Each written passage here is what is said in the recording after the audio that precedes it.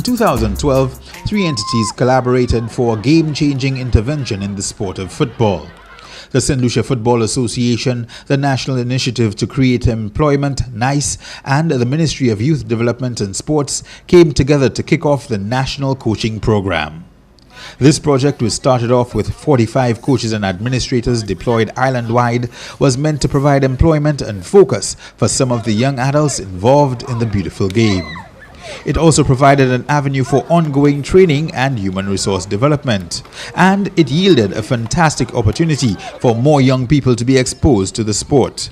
For at least one of the 3 partners, the vision for the program had been in place long before. The Football Association has had a blueprint for community coaching in place at least since 2008.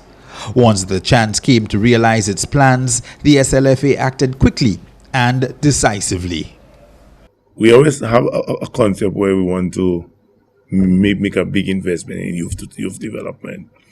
But the difficulty for us then, probably about 8 years ago, was to try to get persons at the base of the game to teach the kids.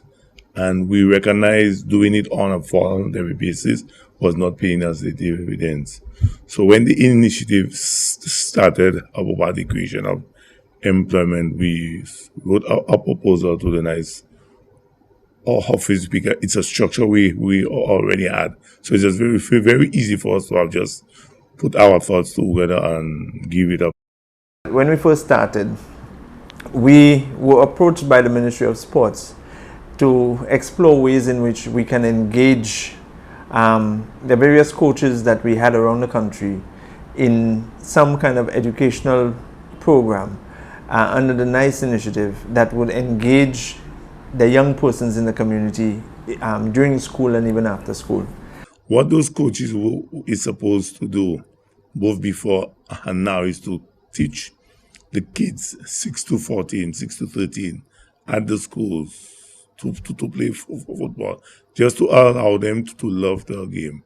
And then they would take them same kids into an after-school program, which becomes the school's football team. And then they would take those same kids and take them into the community program on a Saturday, which would become our youth program or an academy for some private club. The coaches were deployed to the various primary and secondary schools, to the community affiliates of the SLFA, and were engaged with national representative teams. In 2015, Saint Lucia made the CONCACAF Under-17 finals and the semi-finals of the Caribbean Under-15 championships. Injured as a teenager, Zane Stephen reconnected with the game he loves at the age of 20. Now 24, he has helped develop several of the youngsters who were involved in those teams. It's been a pleasure for me, since I couldn't play competitive football no more. When I got that opportunity to come into coaching, I say, well, you know what, that's a good opportunity for me to still be involved in the football, right? And most importantly, when I got to know that I'll be dealing with kids, especially, which I have a love for. Like Zane, Nelson has grown tremendously from his participation in the national coaching program. Aged 22, he says he has developed a great deal through the training provided by the SLFA and NICE. I wasn't the one to interact with others at all. I always kept to myself. That program, I could say that it changed me. I've become, I can say, bold. I'm a bit bold. I'm not that shy person anymore. I can actually stand up and speak to anyone, especially the youth, especially when there is an issue, right? They will mostly come to me, even when I'm in the schools. They would come to me before they go to the teachers, right? So they look up to me like as a, how could I say, someone they can trust, someone they can come up to for advice and all that. I started probably like 10 kids when we started the NICE program, because when you're at a very young age, you don't seem to make up your mind in what sport you really want to play. So I had to be going to that school every day and to try to get kids to come to join the football, both boys and girls. And now I'm at a stage where I have 40 plus kids. Courses upon courses, I think that eventually we will get to probably the license course. We can get that and we can be able to go out of the Caribbean and coach or something. But for me, I just want to see the development in the youth, to get them out of the ghetto, to get them out of the violence. That's what I want to see. I just want to see development in them whereby they can even represent their country. Similar stories are told across the length and breadth of the island, leading to increasing numbers of children being attracted to the game. But nowhere has the program's impact been seen more clearly than in the number of schools and athletes taking part in the inaugural inter-schools girls football competition in 2015. In addition to the 24 schools which contested boys football in the under-15 and under-19 divisions, an encouraging total of 18 schools registered for the 7-a-side girls tournament. I am just elated to see that the games have started for the young ladies, and I'm happy it's in the schools. When I attended secondary school, I longed for that at secondary school. And that's why I played with the boys. But now I'm happy to see that the football is in the secondary schools for girls. The girls enjoy it. The girls these days are playing more football than boys. When they're out there, the boys are into the video games and the girls are on the field. So I think they're excited and they're appreciative of the opportunity. It would have been difficult because, again, the PE teachers are so, I don't know, so time bound, because they have to do cricket, netball, volleyball, and sometimes some schools you only find one PE teacher. So again, because they're nice coaches, they can diversify. Okay, they can say, okay, the nice coaches can work with the boys and the girls for football, right? And so they can concentrate on netball and volleyball themselves. So because they're nice coaches, the workload of PE teachers are basically lessened. I think the intervention of the coaches at the nice coaches in the secondary schools has been very, very well put together. It is an addition to the schools that do not have coaches. And it is also an addition to schools that have coaches. When you have coaches like me also working from the boys team, that I have somebody on days I could go with the girls team for me, and when I'm free of the boys, then I could go back again with the girls. So I think the nice coaches are helping very well. And it is something very good to football and to women's football in Saint Lucia.